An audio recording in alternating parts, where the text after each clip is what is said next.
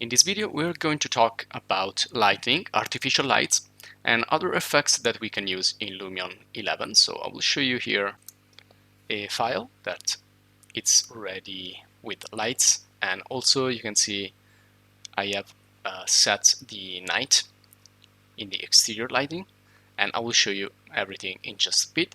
And here we can see the fire, which is one of the many different effects that we can find in Lumion to create more interesting animation in this case, but also this will work in renderings, in standard renderings. Okay, let's start.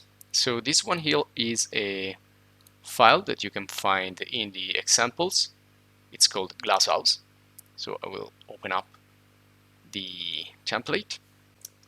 And let's start to explore the scene a little bit. So we talked about layers in the previous video, and we can start to see here what we can deactivate to make things a little bit lighter and fast. Okay, so I will basically turn off everything here except the base layer, and you can see we already have some interior lights there. So you can, let's zoom in a little bit so we can check it.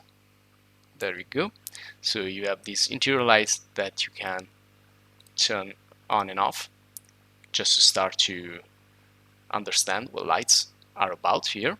And also we have these fire and lamps. Okay, but we are going to go now for each of these things in detail. So let's start by going here in the exterior. Okay, and I want to start with some effects.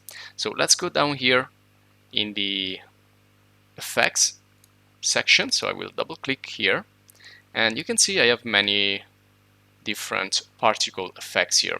And the first one is water. So I can add some really nice water effects that can really be handy if you want to create some animations. In other software, this is really difficult. You need to generate the particle effect, and so this is everything, it's already made. You just need to click, select, and then bring it in inside your scene, and you can see these are really nice effects. So also you have like fountains and like waterfalls, and also fountain streams, fountain walls. You have many different types. So you can either bring in one of these, or you can also do something more like scenographic. So you can, for example, bring one, or you can bring mass placement in. So if I click here and drag this like that, I can create a really nice effect, and then I can decide the number of items that I want. And also if I want, I can change the randomization here, but maybe this is nicer like this. Okay, just you need to press OK when you are happy with your composition here. Okay, and then if I want to delete those, just remember that I can select just one, and then I can go here at the top right and then say select all identical objects, and then I can delete them, all 13 elements of this instance. Okay, now let's move on and let's check some other effects. So this is the fire. So this is similar to the one that you saw inside the house. So you have many different types of fire. You can also, well, again, I'm using mass placement here, and now it's taking the fountain and the fire together. So I can delete, for example, the fountain if I want to create a firewall, and this is a really nice effect, kind of video game effect. Okay, let's exit this one, and I want to change this. You can also use the cluster placement. This is gonna place more fires all around. Okay, let me go back. So, well, I need to delete those. So again, select one and say select identical objects and delete. Okay, and let's get back. You can see you have also different types of fires. And also you have volumetric fire, which looks a little bit more realistic, and it's the one that is used inside the house right there. So you have also different shapes. Let's take, for example, this one. So this circle, and then you can select it. You can move it around, and then you can change the width, change the length, and the height, turbulence, and intensity. Okay, now let's check some more.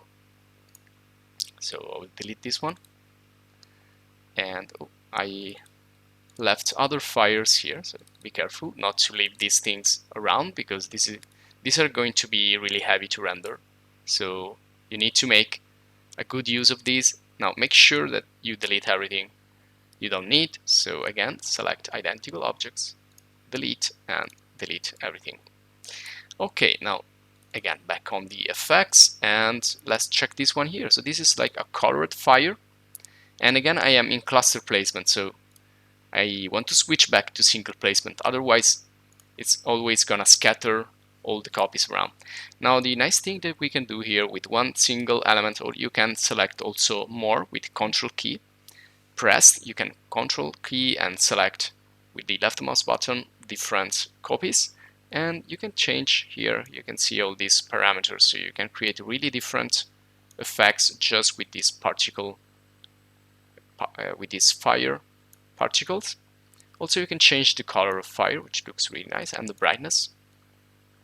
So you can really have fun with this. You can create really nice effect, really scenographic or movie effects, or you can do something more realistic, depends on you. Okay, and again I will select this and delete them again. So select all objects in the same category and delete them.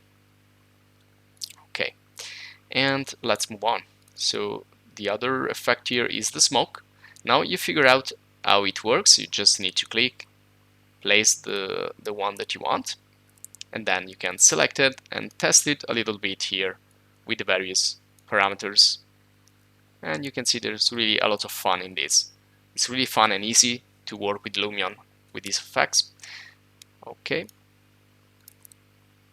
and then you have this really, well, you have also these templates here that you can use, so you can create something more colorful or not. Okay, and then you have the fog. This is also a really nice effect. It's more like an environmental thing that is different from the smoke. You can see here you can place this around. You have many different types. Okay, so you get this